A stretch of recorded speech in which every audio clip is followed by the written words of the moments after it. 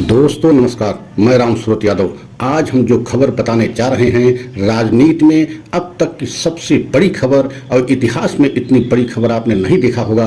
और इसके पहले भी हमने कई ऐसे वीडियो आप लोगों के लिए डाला था जिसमें बताया था कि आरएसएस और बीजेपी में सब कुछ ठीक नहीं चल रहा है, लेकिन इतनी बड़ी खबर जो है आरएसएस और बीजेपी की तरफ से आएगी आप लोगों ने कभी सोचा नहीं होगा। लेकिन आज हम आपको बताएंगे, और आप लोग जानते भी हैं कि आरएसएस के इशारे पर हमेशा बीजेपी चलती है। एक तरीके से आरएसएस के द्वारा ही बीजेपी का जन्म हुआ है। और आप जानते हैं कि बीजेपी के बड़े बड़े लीडर सभी जो है आरएसएस में ही पहले रहते हैं, उसके बाद बीजेपी में आकर के जो है सरकार में भागीदारी करते हैं। लेकिन जिस तरीके से जेपी नड्डा जो है कल आरएसएस को लेकर के इतनी बड़ा जो है बयान दे दिया, इतना बड़ा जो है हमला आरएसएस पे कर दिया कि आपने कभी इतिहास में नहीं देखा होगा कि किसी बीजेपी के अध्यक्ष द्वारा या बीजेपी के किसी जो है बड़े नेता द्वारा आरएसएस पे इतना बड़ा हमला किया गया हो।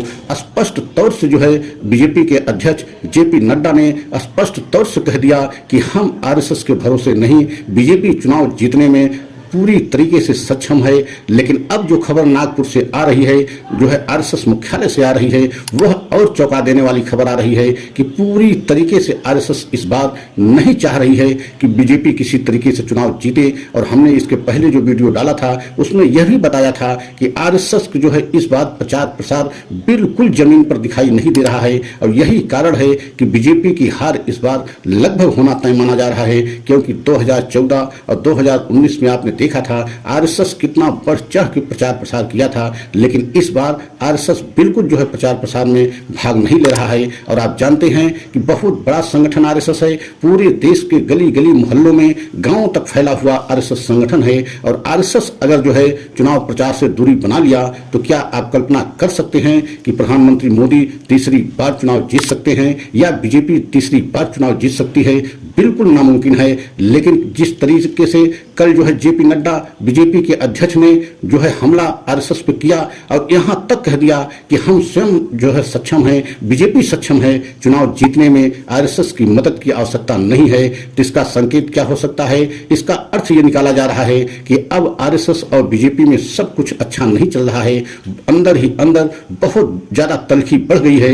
और आपको ये भी बताना जरूरी है कि अगर आरएसएस चाहे तो बीजेपी आज समाप्त भी हो सकती है, क्योंकि आरएसएस के बड़े बड़े लीडर आज भी सब बीजेपी में विद्यमान हैं। वो चाहे शिवराज चौहान हो, चाहे नितिन गडकरी हो, मतलब ऐसे बहुत से ऐसे बड़े बड़े लीडर वो सभी जो है आरएसएस के हैं। आप कल्पना कीजिए कि अगर आरएसएस नहीं चाहा तो बीजेपी को चुनाव जीतना एकदम असंभव ही नहीं बल्कि नामुमकिन हो जाएगा। और यही कारण है कि इस बार आरएसएस जो है चुनाव प्रचार से दूरी बनाए हुए है। और आपने देखा भी है कि देश में 5 चरण के चुनाव समाप्त हो गए, मतलब 2 चरण के चुनाव, छठे और 7वें चरण के चुनाव शेष बचा है। लेकिन आपने यह देखा है कि कहीं आरएसएस के जो है कार्यकर्ता बढ़ चढ़ के भूमिका जो है चुनाव प्रचार प्रसार में जो है अदा नहीं कर रहे हैं, बल्कि बिल्कुल दिखाई नहीं दे रहे हैं। और इसके पीछे का रहस्य क्या है, राज क्या है, आरएसएस इतनी दूरी क्यों बना लिया है?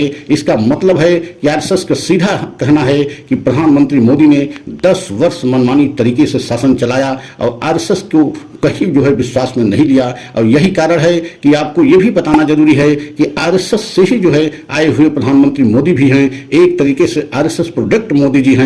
मतलब 15 से 20 साल जो प्रचार प्रसार का काम करने के बाद जो है मोदी जो है जो बीजेपी में आए और उनको गुजरात का मुख्यमंत्री बनाया गया। लेकिन आप सोच नहीं सकते हैं कि यही मोदी आरएसएस के इशारे पे काम करने वाले, आरएसएस की जो है इशारे पे पूरा चुनाव प्रचार प्रसार करने वाले, लेकिन जब सत्ता में आए और खासकर जब से प्रधानमंत्री बने तब से पूरी तरीके से मनमानी तरीके से बीजेपी को अपने कंट्रोल में ले लिया। मतलब बीजेपी मतलब मोदी, मोदी मतलब बीजेपी कर दिया। और यही कारण है आरएसएस ये नहीं चाहता था कि एक के हाथ में पूरी बीजेपी या सत्ता की कंट्रोल की चाबी हो। यही कारण है, यहीं से बीजेपी और जो है आरएसएस में तलखी बढ़ी। और यही कारण है कि अब जो है आरएसएस किसी भी कीमत पर नहीं चाहता है कि तीसरी बार जो है प्रधानमंत्री मोदी जी जीत करके प्रधानमंत्री बने। और यही कारण है कि आरएसएस ने इस चुनाव प्रचार प्रसार से अपने कार्यकर्ताओं को एक तरीके से दूर रखा। और आपने यह भी देखा है कि इतना सारा चुनाव बीतता चला जा रहा है,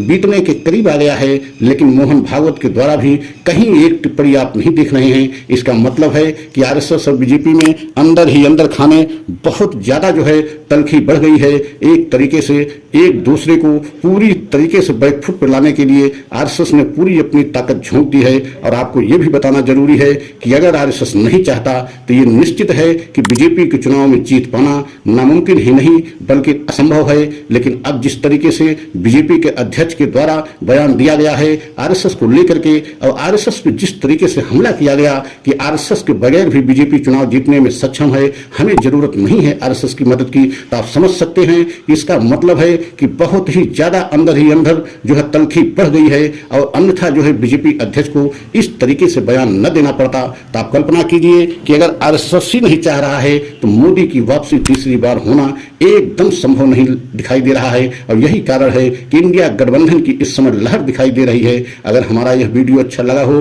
तो लाइक सब्सक्राइब अवश्य करें और कमेंट के द्वारा अपनी राय भी हमें अवश्य दें। और अगला वीडियो पुनः लेकर के आएंगे। जय हिंद, जय भारत।